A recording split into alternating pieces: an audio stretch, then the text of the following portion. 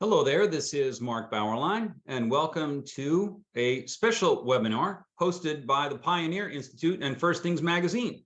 We have four discussants with us today. Emmett McGroarty is a faculty fellow with Belmont Abbey College and executive director of the Belmont House in Washington, D.C.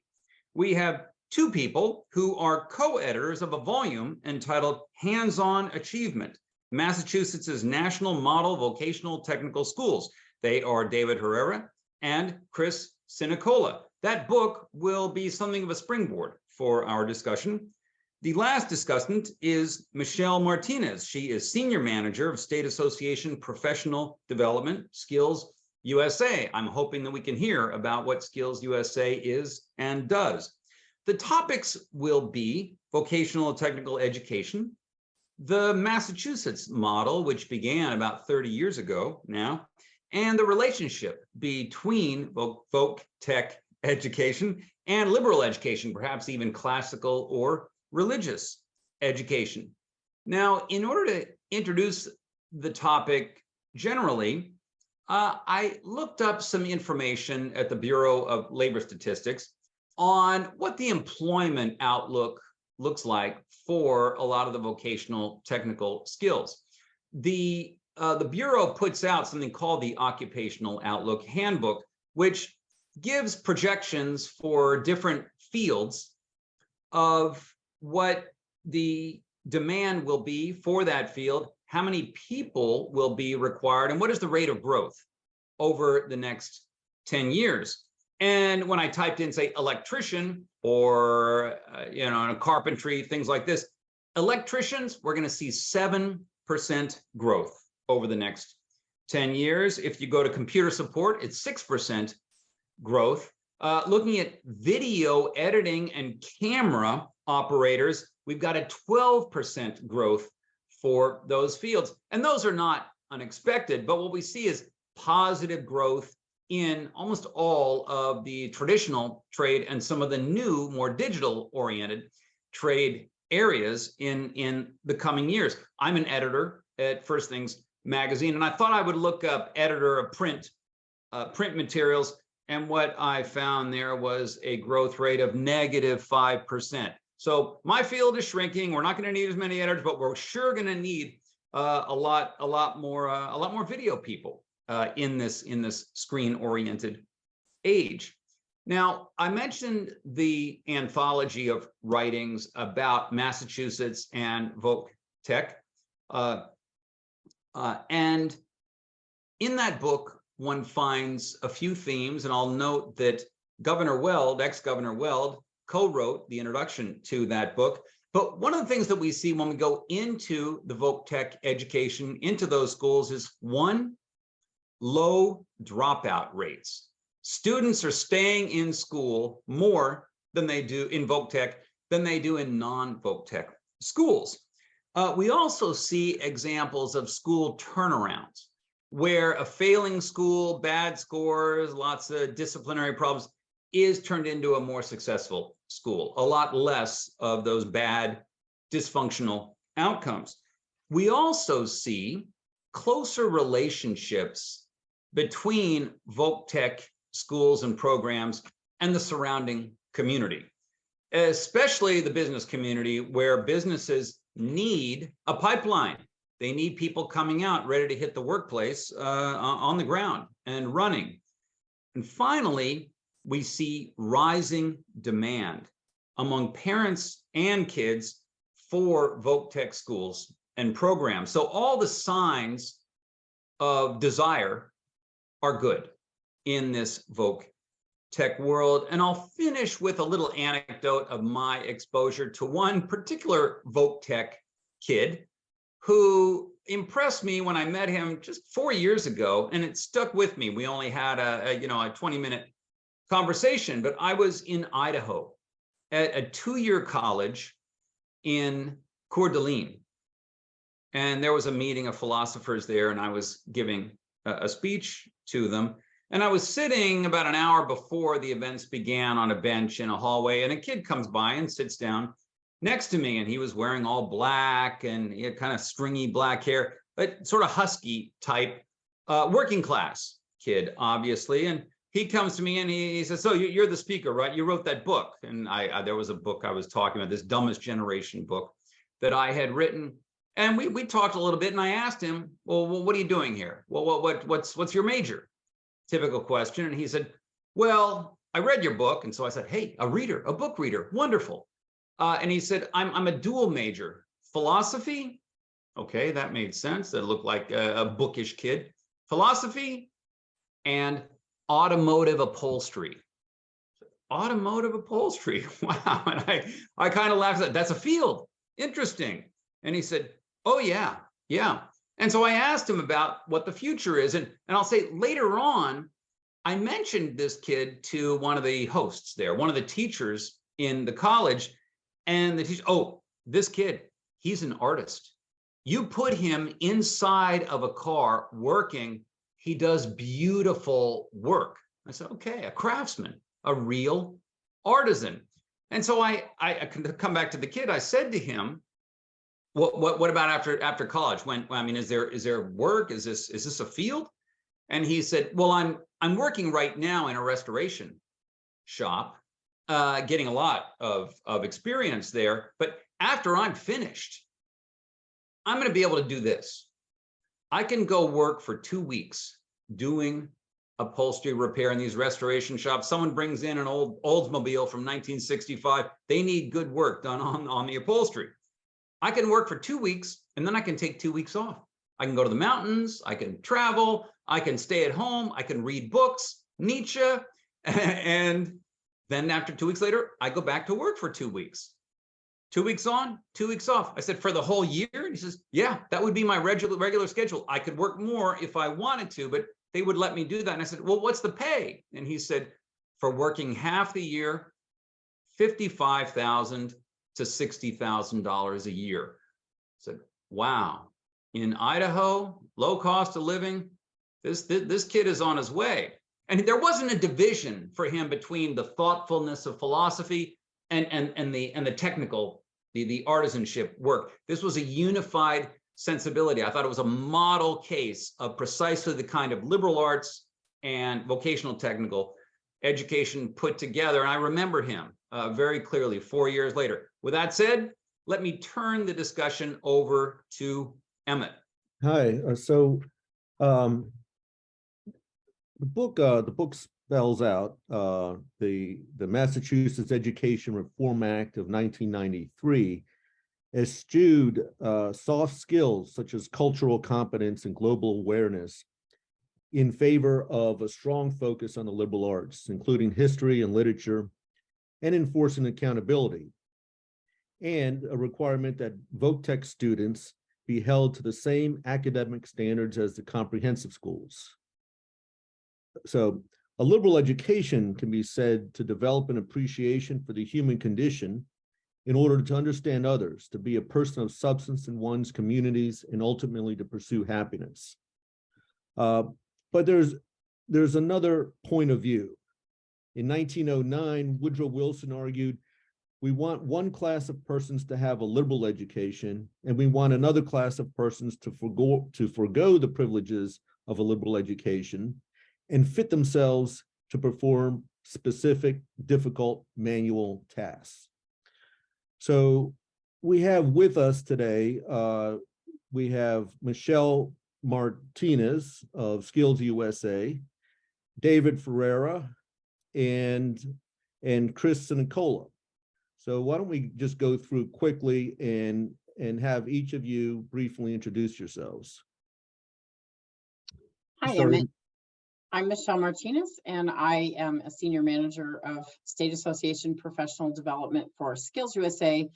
SkillsUSA is a career technical student organization. We align with career and technical education programs throughout the country, and we provide the connection to business and industry with our student and advisor members. Our members are affiliated from middle school through high school, through college, post-secondary, and even adults. David? Thank you, Michelle. is an important piece of the overall vocational, technical, and agricultural education in Massachusetts. And despite my youthful appearance, I have been involved in Voc Tech Ed my entire professional career as a teacher, as an academic coordinator, as a principal of a regional Voc Tech, as a superintendent, director, and superintendent of an entire regional Voc Tech district, and then worked for MAVA, which is the Massachusetts Association of Vocational Administrators, as their executive director for 10.5 years, and continued on today as their communications coordinator. So I have a little experience to share about the Massachusetts model, and I look forward to the opportunity. And Chris, please introduce yourself. Thank you, Emmett. I'm Chris Sinacola, and I've been an editor and reporter for 30 years in newspapers. Following that, I did some marketing writing in high tech, and then I've had the privilege of working with Pioneer Institute for a number of years, editing books, including the Hands-On Achievement book, and am now communications director here at Pioneer. And look forward to the discussion. Chris, could you give us an overview of the book and your thoughts on Massachusetts Voc Tech schools? Certainly, I'm happy to do it. So the book Hands-On Achievement, which we see here, is really a compilation of previously published white papers, updated and brought up to speed, that were put out by Pioneer Institute over the last 10 to 15 years, which covers much of the period since the Massachusetts Education Reform Act of 1993, which, as was stated earlier, challenged the Voc Tech world to up their game, if you will, academically, to hold Voc Tech students to the same high standards, including standardized testing, that's expected of students at the state's so-called comprehensive high schools. And one of the, well, a couple of things happened with that 1993 Reform Act. One was the creation of charter public schools in Massachusetts, which have been quite successful. But the other story, which didn't really receive as much press, and I think was kind of a surprise to a lot of folks here, is just how well the Voc Tech schools responded. Voc Tech education in Massachusetts was nothing new in 1993. It had started way back at the turn of the 19th century, really early 1900s, as industrial schools. And then over the years changed in response to changing socio and economic conditions, including a big kick and spur from Sputnik in 1957, when there was a lot of concern in the US that we were falling behind. And so there was a second generation of Voc Tech schools that came into play. And then really, at least in Massachusetts, this third generation, what we think of as schools of choice today. There used to be the view, not just in Massachusetts, but certainly in our state, that Voc Tech was schools for other people's kids. They were the students who weren't necessarily going to go on to college. Maybe they weren't as academically accomplished or interested, so they would do a trade. Well, times change and attitudes change, thankfully. And today, Voc Tech schools have a waiting list of thousands of students across the state. There's huge demand for them, to the point where you almost hear some pushback from folks saying, well, I can't get my student into a Voc school. There's just not enough room. There should be more seats. And they have really upped their game to the point where these students are learning not only a trade, they're learning philosophy and history and English and doing really, really well. And it's great to see. One of the purposes of the book is to make that story better known and to suggest to other states across the country where they might begin, either to reform their existing Voc Tech offerings, to upgrade them, or where none exist, how they might go about creating them. And that's a story that involves the support of business leaders and the business community, state by state, policy groups, lawmakers, parents, and the demands of coming from families who simply want more school choice generally, which is a story that's been played out in many ways across the country. So that's the short answer on what the book's all about. David, are you online? Could you give us your thoughts on the Massachusetts the achievements in Massachusetts? And thank you, Chris, for kind of an overview of the content of the book and the ideas that Pioneer Institute had in putting it all together. Vocational technical education in Massachusetts actually goes back over 100 years with the start of industrial schools in 3 of our cities in the Commonwealth of Massachusetts. And they have changed dramatically, and the impetus for that change was actually in 1993 when the whole philosophy of vocational education changed from an alternative form of education, as Chris said, for kids who worked with their hands and weren't college material, to meeting the same exact academic standards that all high school graduates in the Commonwealth would be required to achieve in order to graduate from their high school. So it took this jolt, this change in regulation and law, actually, to have our schools take a look at how we could integrate a strong academic program of excellence and maintain our same vocational skill building and work opportunities for our students. And one of the major initiatives was to reduce the amount of time in the vocational program and add more time to the academic program, so that today students in what we call Chapter 74, vocational, technical, and agricultural education, actually spend half of their school year in vocational studies and half of their year in academic studies. But they do that through a 1 week on, 1 week off basis. So in other words, I'm in my academic classes while the other half of the school are in the vocational technical classes.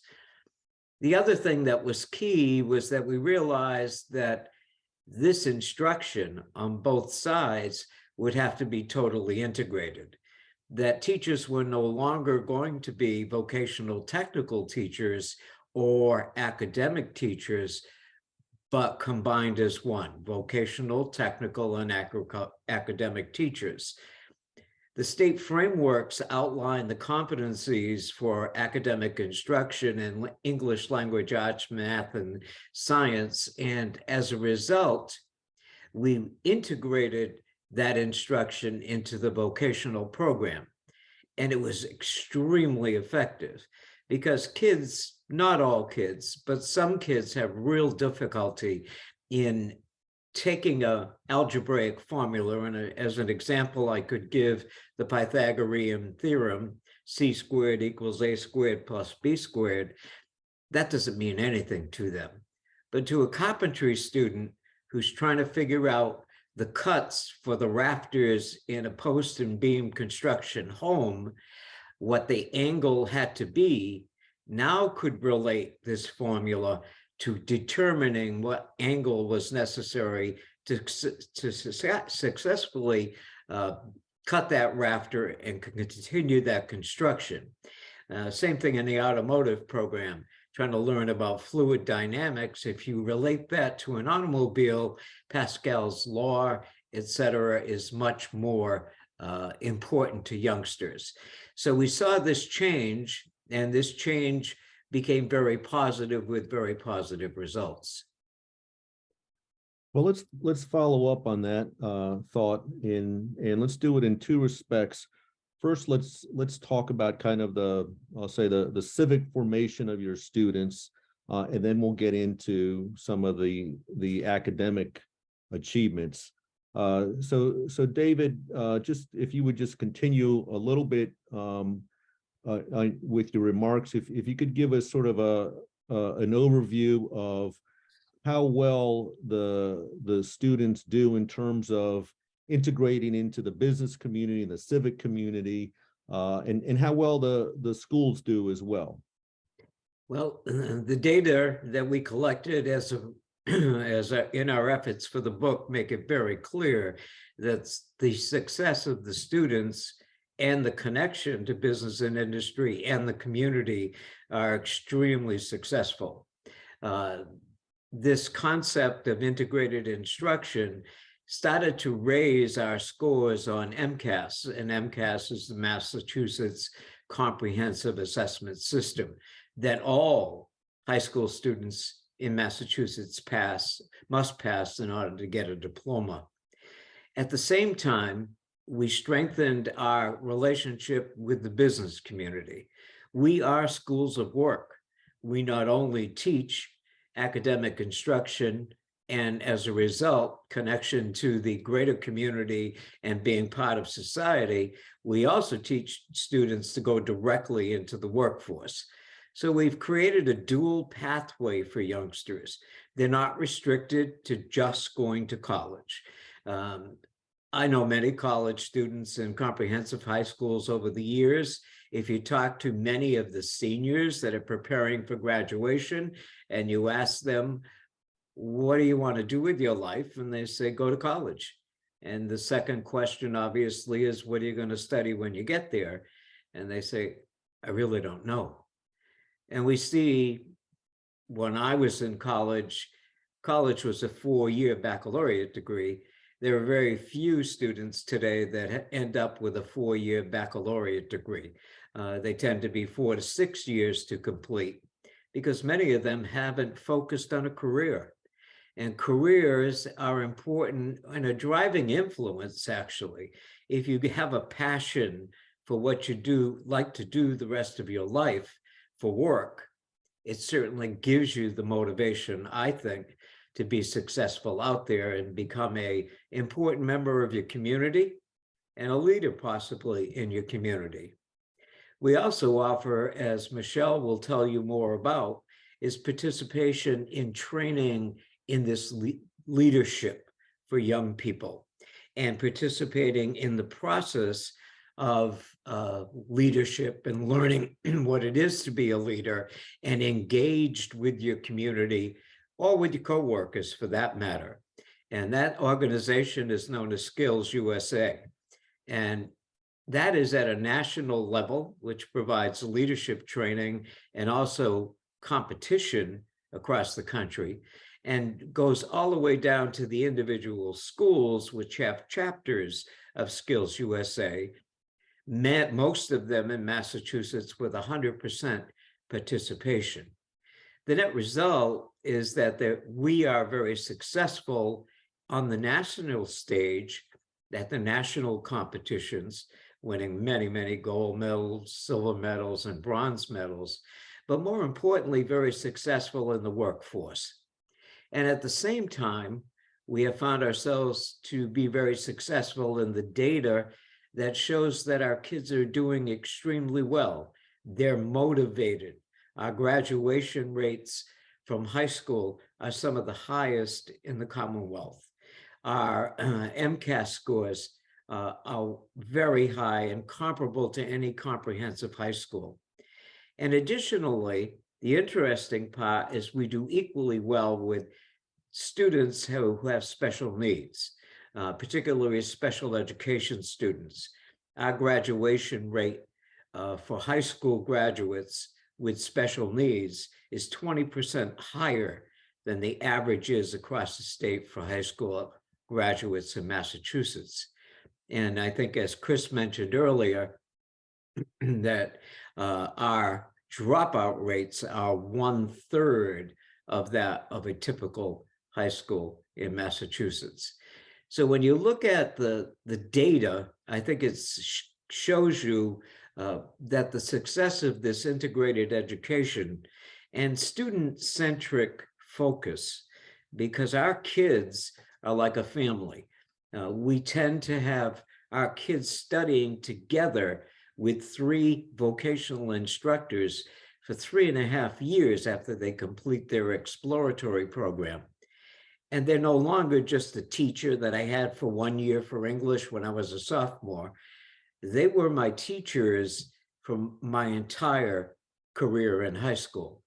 And they are able to look at kids and appreciate who they are, and also measure when they're having problems and be able to relate them with social emotional learning issues, family issues, to the counseling and support people in our schools to get the help they need, which also helps them from dropping out of school. And lastly, it's cooperative education. We want kids to learn how to work, to learn fundamental skills of being a good employer and what the other expectations are. And in our minds, you only do that from working. You know, these aren't skills you can teach out of a book. These are practiced skills. So our seniors, when they finally qualify with their academic subjects, they can go out into the workforce instead of that 2-week block where they would normally be in their clinical or their vocational program. They're actually working for an employer, being supervised and graded by that employer and being paid by that employer, which is a tremendous incentive for students of that age, that they're going to get paid while they're going to school. So it has a lot of different benefits. Michelle, could you follow up and tell us about the leadership aspects of these schools? Is there sort of instruction or a program in leadership, and how does that benefit the students? Yeah, absolutely. Thank you. And thank you, David. You did a great job of really explaining how an organization like SkillsUSA is part of a career and technical education program. Our mission is to deliver a skilled workforce. And we do that through a combination of teaching really great technical skills. So if you're taking a welding program, you're going to learn how to weld and you're going to learn how to do it really well. But we also recognize that what employers are looking for, by and large, are what we call essential elements. Differently, they may be called employability standards or professional standards. A long time ago, they may have been called soft skills. I would argue that they're not soft skills, they're hard skills. And these are things like how to work in a team, communication, work ethic, integrity. What SkillsUSA did several years ago was we met with over 100 business and industry partners, and we developed something we call the SkillsUSA framework, which embodies 17 of those very essential elements, employability skills, if you will. We put them together in a graphically pleasing manner that both students, advisors, and business and industry personnel can look at and say, oh, this is what I'm looking for. So if you think about something like David was saying, we have our championships, which are contests that test our students in their technical prowess. That falls under technical skills graduate in academics. David also mentioned that we have a national organization, state associations, and then really even down to the chapter in the high school. And that's where we really infuse student leadership. We call it student-led organization. So students take on the brunt of carrying out activities like a community service activity. An auto program was mentioned. A lot of auto programs, for an example, will do oil changes for the community. And we encourage our students then to take on the mantle of leadership of planning, organizing, that working as a team, and all of those essential elements, so that when they go apply for a job, they can really say, I've learned these employability skills and I can deliver that. And that's all through SkillsUSA. That's great, you know, and we've talked about some of the achievements of the VOTEC students in schools, and some of them have been mentioned. David mentioned that they have a lower dropout rate than the comprehensive schools, and it should be noted they have this while having higher than average percentages of low income and special needs students. We should note too that 2/3 of these students go on to post-secondary education, and as David alluded to earlier, they tend to do extremely well on the state standardized test. In fact, in 2008, for example, 96% of the VOTEC students passed both the math and English portions of that test, beating the statewide average of 94%. And so the graduates go on and get placements in universities and trades and high-tech careers and in military service. So just a wonderful career outlook to this model.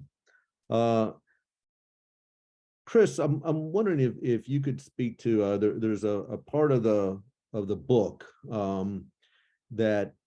that discusses this sort of this blend of academic education and vocational education, and it does it in particular in a discussion that was going on between Booker T. Washington and W.E.B. Du Bois at the turn of the century. Could you discuss that for us? Sure. Yeah, one of the real pleasures and learning experiences for me in doing the book was the opportunity to get some back reading done about both Booker T. Washington and W.B. Du Bois. And they were, I guess you would say, exponents, Washington of the hands-on, Du Bois of the more liberal arts. And they had fierce debates back around 1900. In 1903, Du Bois wrote, "A system of education is not one thing, nor does it have a single object. Education is that whole system of training within and without schoolhouse walls, which molds and develops men." And just 2 years earlier, Booker T. Washington wrote, "There was never a time when I felt more hopeful for the race than I do at the present. The great human law that in the end recognizes and rewards merit is everlasting and universal." And of course, it took a long time for the African-American community to get those rights, both in law and then in practice. And it took decades. And the debate all that time was over what is the best form of education? Is it manual training, as we saw at Tuskegee with Washington? Is it more aspirational, look to go to college? And the answer we find more than a century later, not just for the Black and African-American community, but for all communities, is it's both. You need to combine both forms of education, all forms of education. And I look upon the vocational book really as one in a series of books that Pioneer has done on charter schools, on Catholic schools, then on vocational schools, and the one that we're working on now on civics, that they're all telling part of a much larger story. And that's the story of educational choice, freedom, and excellence right across the board, regardless of your background, your gender, your identification. Education should be there. We should be promoting great choices and excellence in all regards. So that's the short answer, the aspirational answer, I think. David, you led the Massachusetts Association of Vocational Administrators. So if you were advising VoTech leaders in other states, what are some of the things you would tell them about the Massachusetts model of blending occupational education and the liberal arts standards? Well, in order to be successful at doing that, you have to have some champions to carry it forward. And Chris alluded to this earlier. And usually that champion, we were blessed in Massachusetts. We were blessed by having a champion who was in the state political system as our lieutenant governor, and also in individual communities. And I'll cite one, the city of Worcester, Ted Coughlin, who was the leading employer in Worcester of electricians. They had a huge business there. And they believed in what we did. And they believed that they were going to be a support and a voice for vocational, technical, and agricultural education. And they were very successful in doing that. So you need a champion to help you carry the flag. You also need to accept the fact that they are not two different forms of education. They are both, they have to be integrated, that there are no longer the vocational side of the house of teachers and the academic side.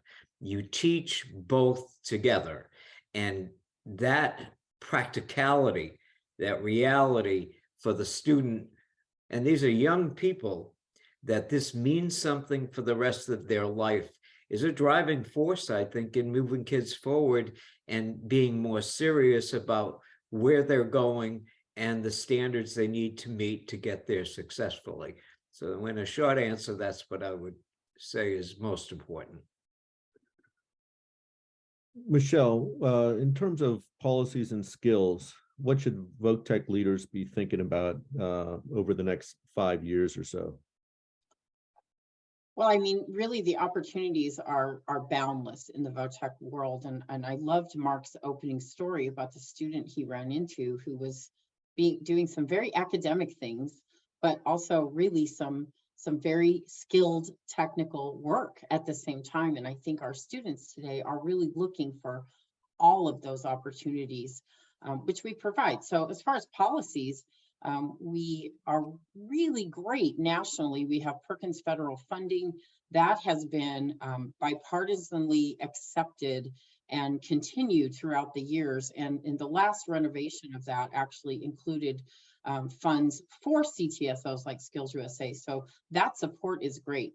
I think additionally, our students are seeking more opportunities in the area of licensures, of certifications, and they want all of those things to happen while they're in high school. And I think David has alluded to some of that as well. Dual enrollment possibilities. It's kind of like more, faster is what our students are seeking because they want to get out in the workforce. So I think that as policymakers are looking past the traditional baccalaureate programs, what can we give students in all of those areas is what my suggestion would be. Chris, following up on that, you had a long career in journalism. What advice do you have for the VOTEC community in terms of making its case for the success of this model?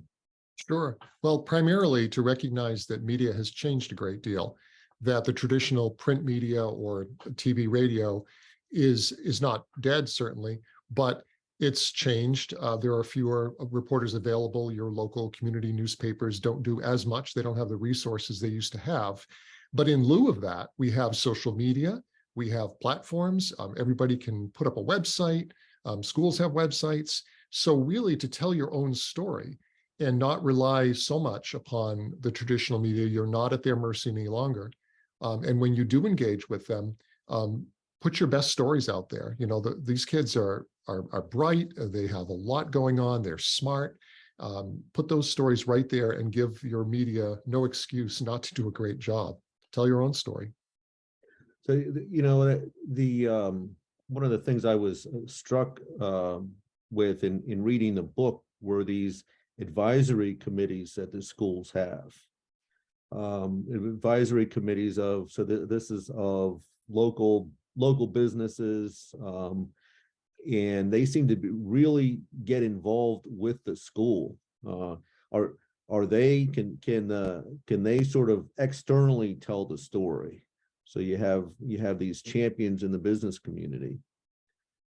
I think so. I think I'd defer to David and Michelle on that. They're probably closer to that. Yeah, in Massachusetts, it's actually statutory that each of the programs in the Commonwealth, every single individual one. So if a school has 29 different occupational programs, you have 29 advisory boards, and they are made up of a combination of post-secondary representation, usually community college level, the faculty, parent, a student representative from that program, members of the labor unions and the apprenticeship programs, which are all opportunities to find out what the changing workforce, what are the new skills that are coming about. The world of work today is certainly much different because of technology and the digital, the progress of digitation and now artificial intelligence. And our youngsters really have to be aware of that and be trained in those skills so that they continue their education, because education today is lifelong learning, and you need to have the fundamental academic skills to be able to do that.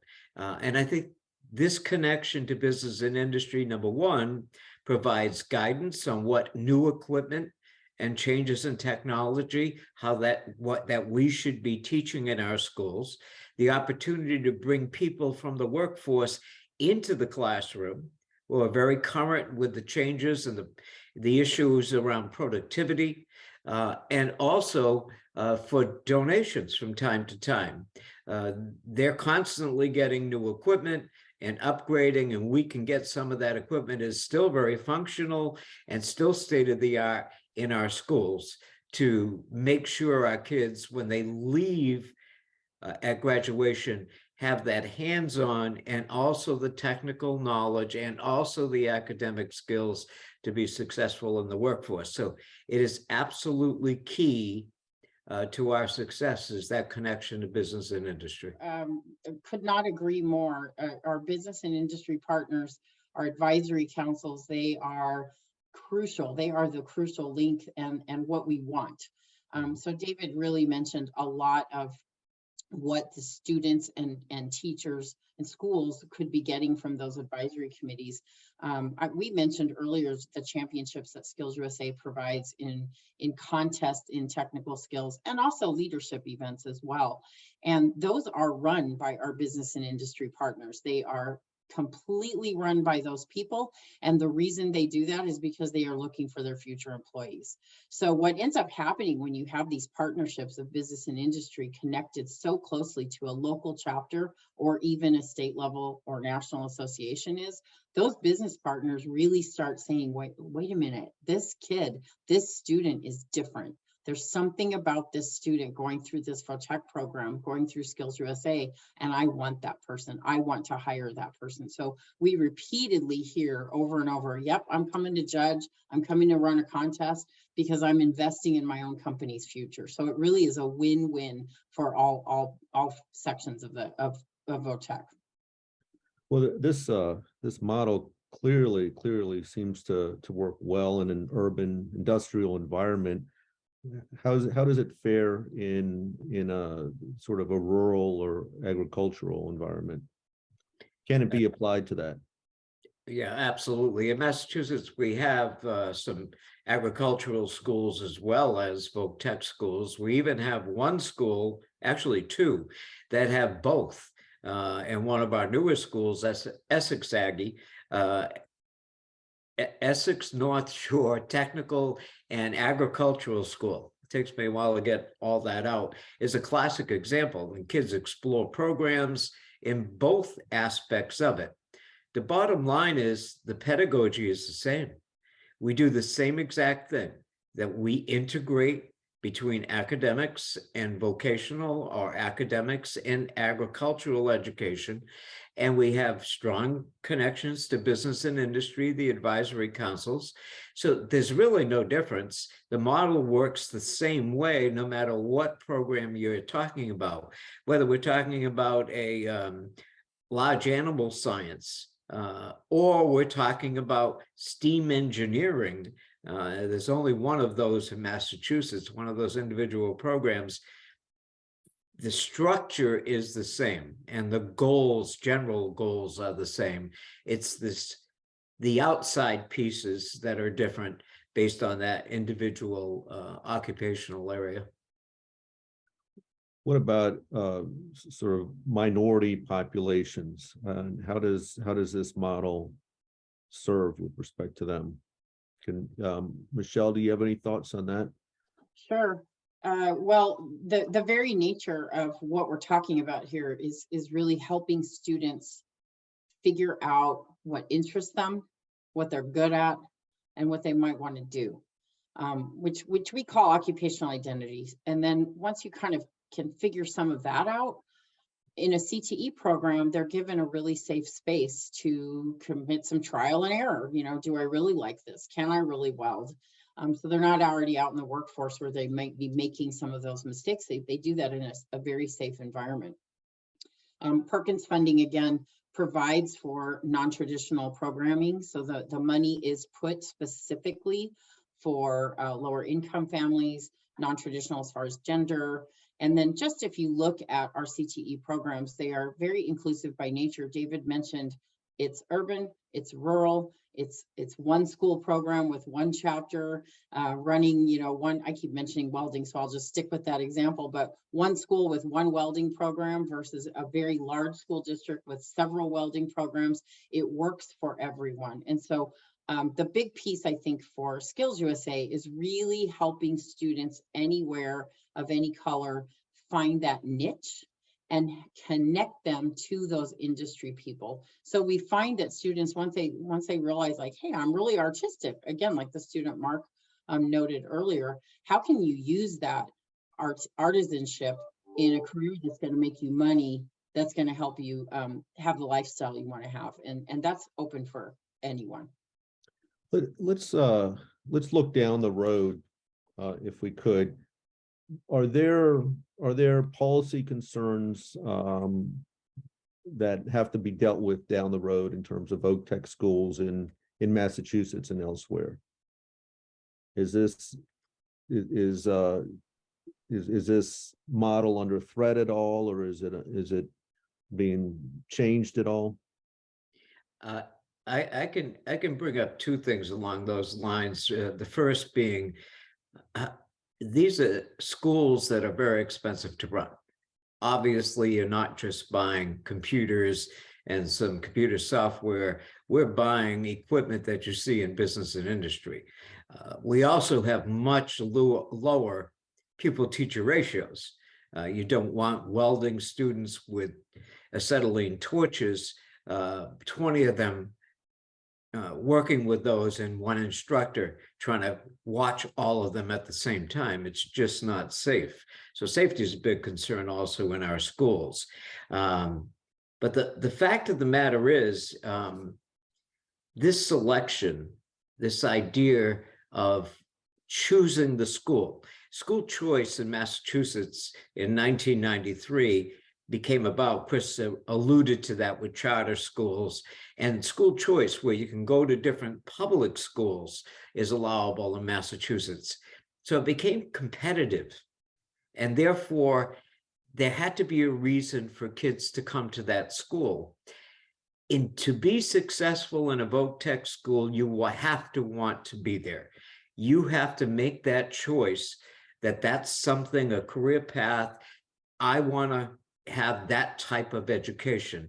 And regrettably, we don't start career education in Massachusetts until it's too late, in my opinion. We should begin career education in the 5th, 6th, 7th, 8th grade, not just about the voc tech school, but about all career options, and begin to open their eyes that there are different ways to be happy in life, different occupations that are much different. And I think if kids begin to think about that very slowly early on, they can make the right choices that might be best for them. And we get away from what I said way back at the beginning of this about kids finishing high school. What do you want to do the rest of your life? I want to go to college. What do you want to study? I don't know. Such a waste of energy, such a waste of time. And I think that's very important. Michelle, do you have any thoughts on how middle schools could do a better job or in sort of informing their students what the possibilities of a voc tech education are? Sure.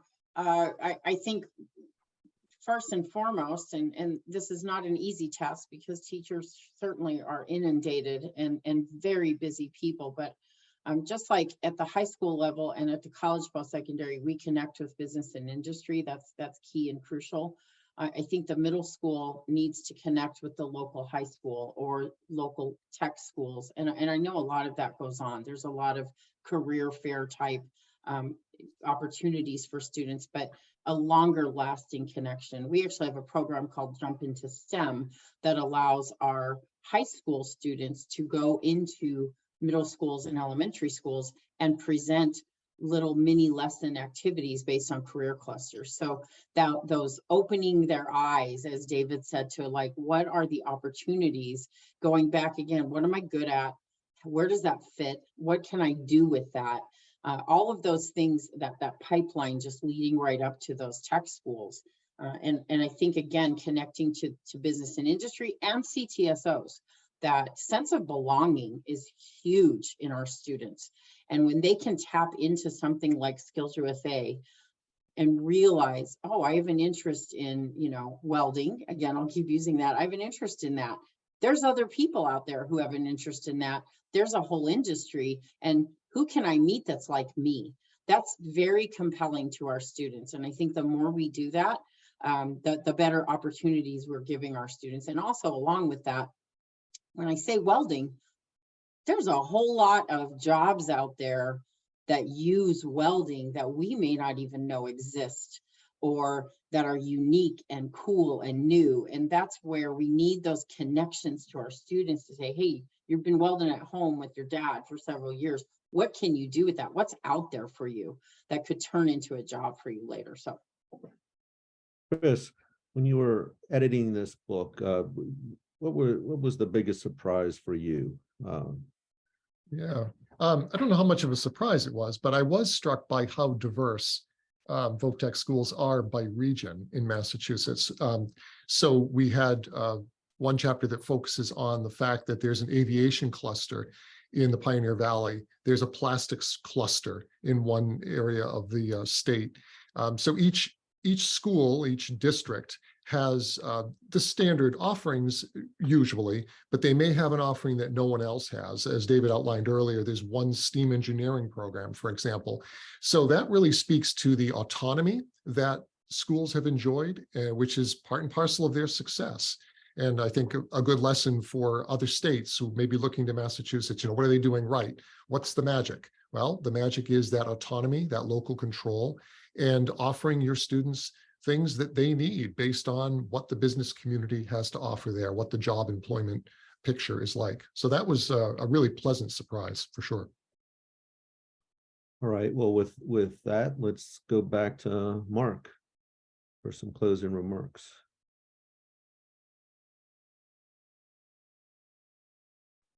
We've heard a lot good, very good, about VOC-TECH education, the jobs that are waiting for young people. The money is pretty darn good these days. The pride that comes with learning a skill, really being able to know how to do something that the world wants done, as Booker T. Washington once put it, the competence that gives a lot of young people just the kind of groundedness that a lot of them need. When I would add, the cost of college, liberal arts education these days, not to mention the kind of politics that have made the campus a not always inspiring and joyful place. The benefits, the advantages of a VOC-TECH education, to me, look better and better every year. I hope that many of the parents who listen to this broadcast, along with a lot of kids, love to have a lot of high school kids watching what we've said and proven, I think, in the last hour, and that some good decisions are made in the years to come.